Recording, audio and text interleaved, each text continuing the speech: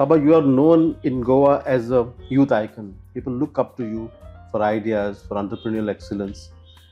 What is your message to youngsters who want to strike it on their own as entrepreneurs? The first message should be that there is no business without risk taking.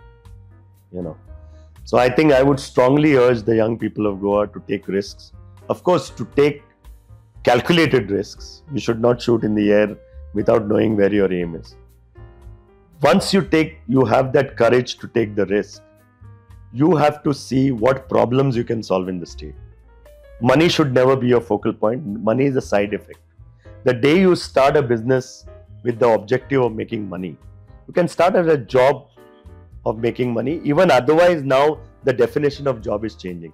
If you ask youngsters, many youngsters ask me why I should join you. They need a purpose. They said salary is given.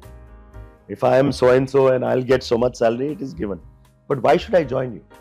What is the purpose of your business?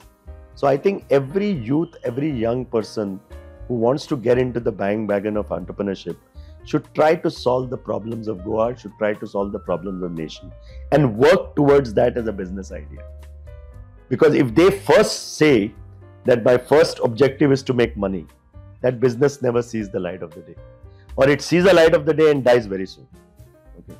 So I think passion, the daring to dream, taking the courage to execute it, okay, and trying to be useful to the community and society through solving of the problems will drive business ideas in the future.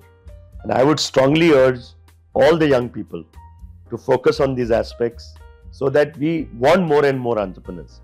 At the end of the day, business is all about, executing ideas which get cleared in your mind and generated in your mind and my mind.